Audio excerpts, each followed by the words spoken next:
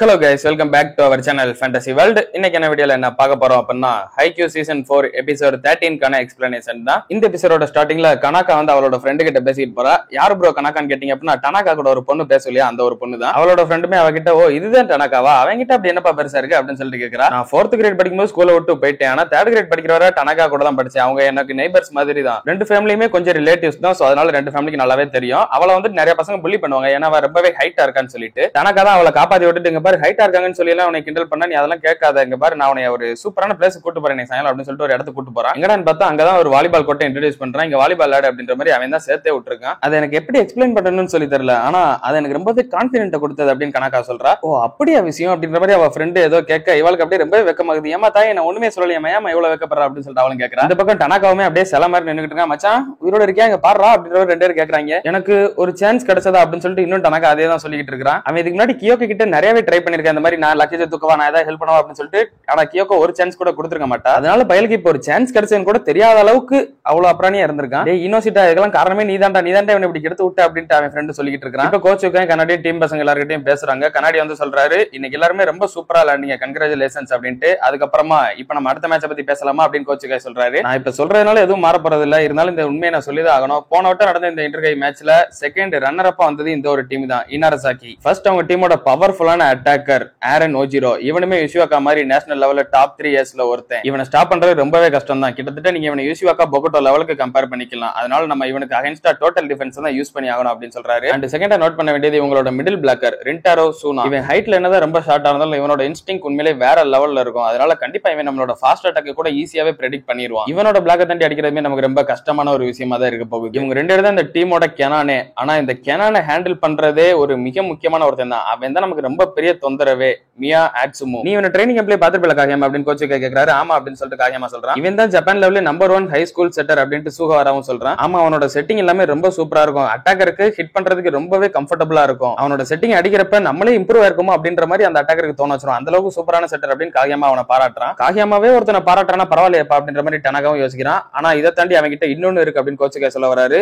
அது அவனோட சர்வீஸ் அப்படின்ட்டு காகியமா சொல்றான். ஏன்னா அவன் எப்ப எந்த சர்வீஸ் அடிக்க வருவான்னு சொல்லி தெரியாது. அவன் ஜம்ப் சர்வீஸும் நல்லா அடிப்பான், ஜம்ப் ஃப்ளோட்டும் நல்லா அடிப்பான். லாஸ்ட் செகண்ட்ல தான் அவன் என்ன சர்வீஸ் அடிக்க வரான்னு சொல்லி நமக்கு தெரியும். அது மட்டும் இல்லாம ஜூனியர் ஸ்கூல் மிடில் ஸ்கூல்ல எல்லாம் பெஸ்ட் சர்வர் அப்படின்ற ஒரு அவார்டு கூட வாங்கியிருக்கான் அப்படின்னு காகியமா சொல்றான். ஏன்பா இதெல்லாம் இப்ப சொல்ற அப்படின்ற மாதிரி ஆசையும் டிப்ரெஷன் ஆகுறான். அப்ப நம்ம கண்ட்ரியோட டாப் 2 டீம் கூட விளையாட போறோமா அப்படின்னு சொல்லிட்டு ஹினாட்டா மட்டும் எக்ஸைட்டிங் ஆகுறான். ஏன்னா அவங்க இப்ப செகண்ட் டீம் கூட விளையாட போறாங்க இனாரசாக்கி. அப்புறம் ஃபர்ஸ்ட் ஒரு டீம் இருக்குது, அந்த சாகுசா ஒரு டீம்ல இருந்தா இல்லையா இட்டாச்சியாமா, அந்த ஒரு ஸ்கூல் கூட தான் அதான் ஃபர்ஸ்ட் பிரைஸ் அடிச்சிருக்கோம் போன வருஷம். அப்படின்னா நம்ம இவங்களே வின் பண்ணிட்டு அவங்களே வின் பண்ணலாம் அப்படின்றத ஹினாட்டா அப்படி சொல்ல வரான். அதெல்லாம் கஷ்டம்டா அப்படின்னு காகியமா சொல்ல, அதெல்லாம் இல்ல இவங்களை வின் பண்ணிட்டா நம்ம தானே இவங்களோட பெஸ்ட் அப்படின்னு ஹினாட்டாவும் சொல்றான். எங்க இருந்தா உங்களுக்கு இந்த மாதிரி குருட்டுத்தனமான கான்பிடன்ஸ் எல்லாம் வருது அப்படின்னு சொல்லிட்டு சுகவாராவும் கேட்கறான். அப்படியே நைட் ஆகுது, கரோசன டீம் எல்லாருமே ரூம்குள்ள தான் ரெஸ்ட் எடுத்துட்டு இருக்காங்க. ஆனா டனாக்கா மட்டும் வெளியே சுத்திக்கிட்டு இருக்கான். பயப்படாத என்ன ஆக போகுது, பரவாயில்ல பாத்துக்கலாம் அப்படின்ற மாதிரி நின்னுட்டு இருக்கான். ஆக்சுவலா கணக்கா வந்துட்டு இன்னைக்கு நைட் மீட் பண்ணலாம் சொல்லிருப்பா, அதனாலதான் பையன் இவ்வளவு நர்வஸா இருக்கான். அந்த இடத்துக்கு கணக்கா வந்து சேர்றா. டோக்கியோ ரொம்பவே கோல்டா இருக்குல்ல அப்படின்னு சொல்லிட்டு அவ கேட்க ஆமா அப்படின்னு சொல்லிட்டு டனாக்காவும் சொல்றான். அது சரி உன்னோட அக்கா எப்படி இருக்காங்க, அவங்க நல்லா இருக்காங்க, உன்னோட ஃபேமிலி எப்படி இருக்காங்க, அவங்களும் நல்லா இருக்காங்க அப்படின்ற மாறி மாறி அப்படியே சையோட நின்னுட்டு இருக்காங்க. அந்நேரம் அவ ஒரு மாதிரி வெக்கப்பட்டுக்கிட்டே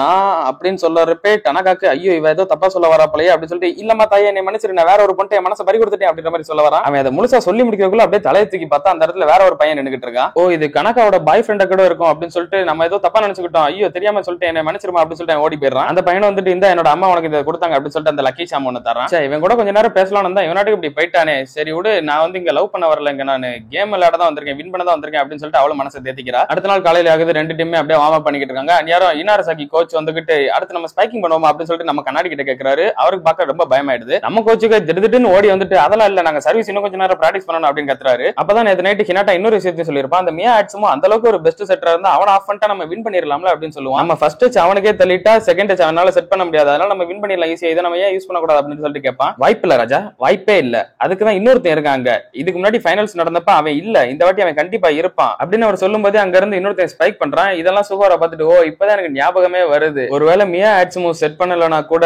அவனோட twin brother Miya Osamu set பண்ணி பாயிண்ட் வாங்கிடுவான். ஹை ஸ்கூல் வாலிபால்ல மோஸ்ட் பவர்ஃபுல் பிரதர் டியோ இவங்க தான் அப்படின்னு சுகவரா சொல்றான். ரெண்டு பேருக்கும் முடி கலர் மட்டும் தான் வேறையா இருக்கும், மத்தபடி ஒன்னா தான் இருப்பாங்க. சோ இவங்க தான் மியா ட்வின்ஸ். எடுத்தவளையே கணக்காவோட ஃப்ரெண்ட் அவளுக்கு அப்படியே மோட்டிவேஷன் கொடுத்துக்கிட்டு போறாங்க. பாருமா டனாக்காக்கு ஒன்னும் கேர்ள் ஃப்ரெண்டா இல்ல, அதனால கடைசி வரை நீ ட்ரை பண்ணு அப்படின்ற மாதிரி சொல்லுவா. அப்பதான் அவளுக்கு டனாக்கா சொன்ன இன்னொரு விஷயமே ஞாபகம் வரும். எனக்கு சர்வீஸ் அடிக்க வர மாட்டேங்குது, நான் எவ்வளவுதான் ட்ரை பண்ணாலும் வரவே மாட்டேங்குது அப்படின்னு சொல்லி அழுதுகிட்டு இருப்பா. அப்படியா அதுக்கு நான் ஒரு விஷயம் சொல்றேன் அப்படின்னு சொல்லிட்டு டனாக்கா அவனு சொல்லுவான். உனக்கு ஒரு விஷயம் வரல அப்படின்னா நீ அந்த விஷயம் வர்ற வரைக்கும் ட்ரை பண்ணிக்கிட்டே இரு அப்படின்னு தான் சொல்லியிருப்பான். அதே அதே மாதிரி தான் இவ்வளவு சொல்லியிருக்கா இல்லையா, அதனால கண்டிப்பா நான் கடைசி வரை ட்ரை பண்ணுவேன் அப்படின்ற மாதிரி அவன் நின்னுட்டு இருக்கா. அந்நேரம் பார்த்தா எதுக்கு டனக்கா வந்து நின்றா, அவ ஃப்ரெண்ட் அங்கிட்டு ஓடி போயிடுறா. அவளை பார்த்துட்டு டனக்காவுமே ஓ சாரிமா நான் நேத்து ஏதாவது தப்பா பேசியிருந்தேன் என்ன மன்னிச்சிரு அப்படின்ற மாதிரி கேட்கறான். இல்ல நீ என்ன பேசுன அதெல்லாம் எனக்கு ஒன்னும் கேட்கல, ஆனா என்னோட பிரதர் வந்து நம்மள டிஸ்டர்ப் பண்ணிட்டான் அப்படின்னு சொல்றேன். என்னதான் உனக்கு பிரதர் இருக்கா? ஆமா என்னோட கசின் அவன், நான் எப்பவாவது இங்க மேட்ச் வரப்பல எனக்கு சாப்பாடு தரது இல்லன்னா அவங்க அம்மா ஏதாவது லக்கி ஷாம் தருவாங்க அதெல்லாம் கொடுத்துட்டு போகதான் என்கிட்ட வருவான் அப்படின்னு சொல்றா. ஐயோ உண்மையிலேயே நான் இப்பதான் தப்பா நினைச்சிருக்கேன் போலே அப்படின்னு டனக்கா மனசுக்குள்ளேயே நினைக்கிறான். சோ நான் வந்து இப்ப முன்ன மாதிரி இல்ல, அது காரணமே நீதான், அதை நீ கண்டிப்பா பாப்ப அப்படின்னு சொல்லிட்டு போறா. அவ போனதுக்கு அப்புறம் டனக்காவும் மனசுக்குள்ளே நினைக்கிறான், ஆமா கனக்கா உண்மையிலேயே ஒரு பெஸ்டான பிளேயராவே இப்ப மாறி இருக்கிறா, சோ நானும் அவகிட்ட எல்லாம் தோக்க கூடாது அப்படின்னு சொல்லி நினைக்கிறான். இன்னொரு பக்கம் ஹினாட்டா காகியமா ரெண்டு பேரும் தனியா டச் போட்டுக்கிட்டு இருக்காங்க. அந்நேரம் அட்சுமோ அங்க வரான். காகியமா எப்படி இருக்கா, ட்ரைனிங் கேம்ப்ல பார்த்தது இப்பதான் பாக்குறோம் அப்படின்ற மாதிரி ரெண்டு பேரும் பேசிக்கிட்டு இருக்காங்க. யார் இந்த பொடி பையன், உன்னோட டீம்மேட்ஸ் எதுவும் நல்லா விளையாடுவாங்களா அப்படின்ற மாதிரி கேட்கான்.